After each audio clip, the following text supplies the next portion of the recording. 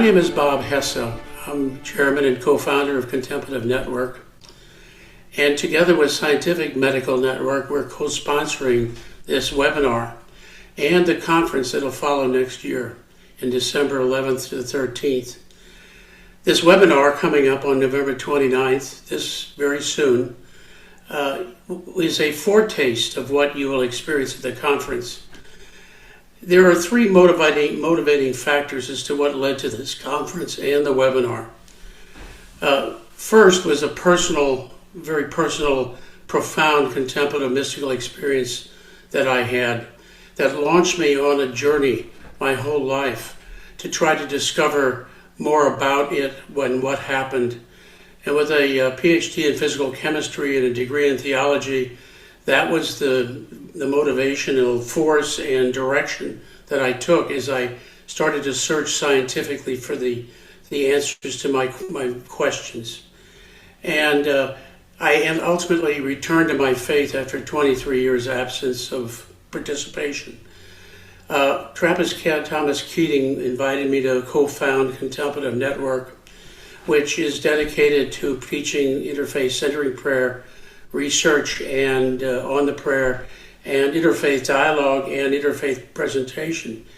Having taught this around the world, and I've traveled over 100 countries, I was stunned at what the reaction was I was getting from people that I didn't expect.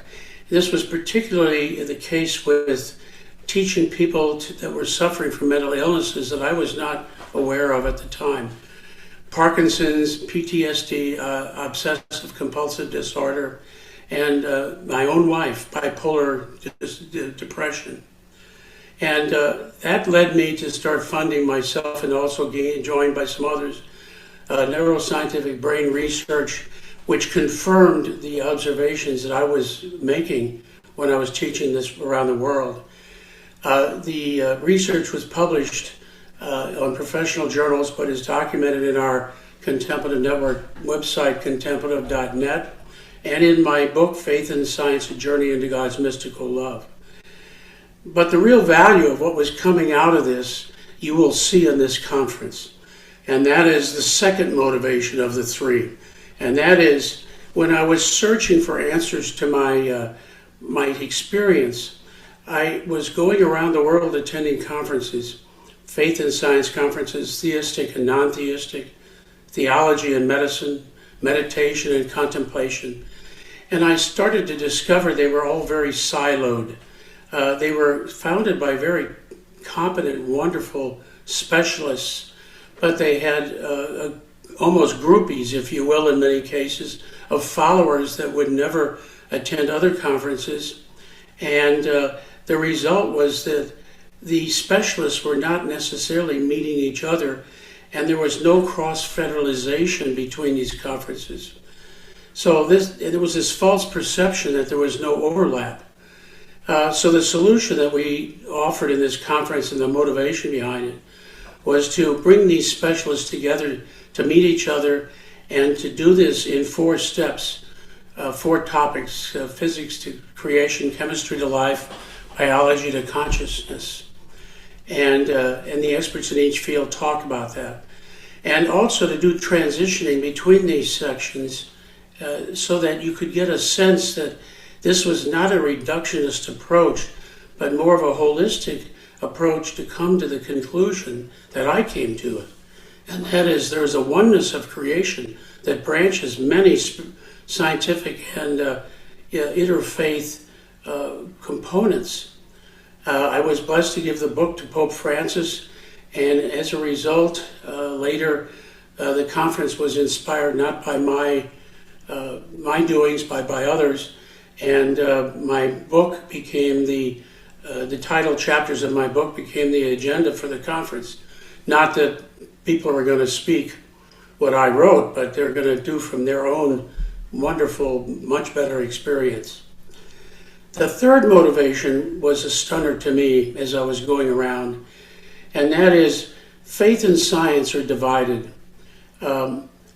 Research, and this is in spite of the fact that research demonstrates that a belief in a higher power and this is scientific research, that belief in a higher power, a practice of going to a church regularly or a synagogue or whatever, and frequent prayer, and that's usually discursive, that's where the research is at, led to a better quality of life.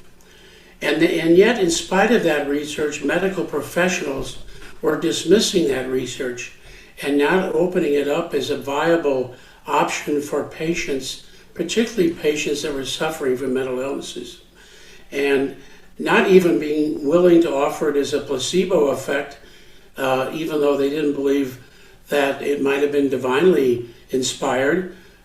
Medicine recognizes a placebo effect, but it wasn't being even utilized in that regard. So faith, that was the science side that was having problems. The faith side had its own problems. It didn't recognize the dramatic convergence that was taking place between faith and science, especially recently, because a lot of this is happening very recently. And that convergence in mathematical terms is asymptotic. It's not that it's going to converge 100%, because they're being addressed for different questions. Science is being asked to answer the question how, and faith the question why, but they reinforce each other. What happens as a result of that?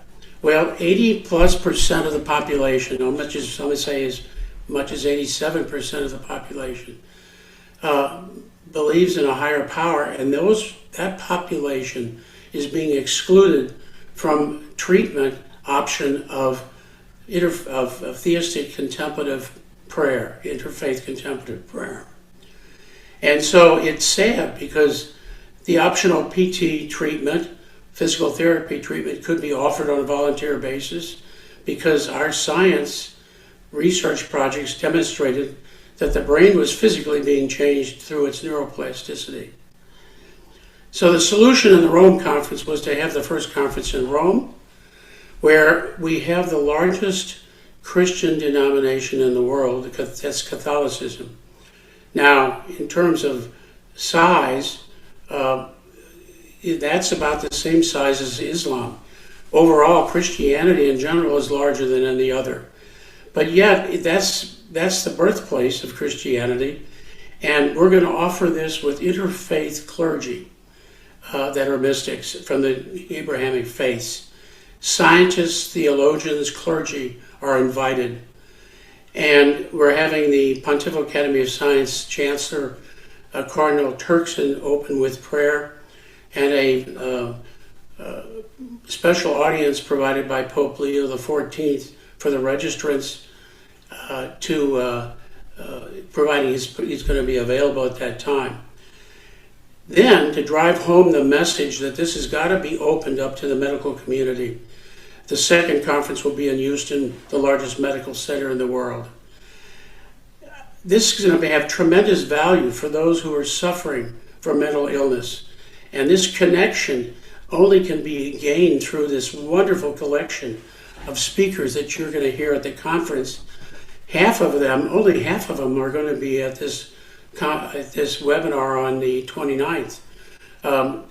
3 of whom are either working with Nobel laureates or have understudied Nobel laureates. So these are powerful people. And you'll see that it builds to a crescendo of value to the community.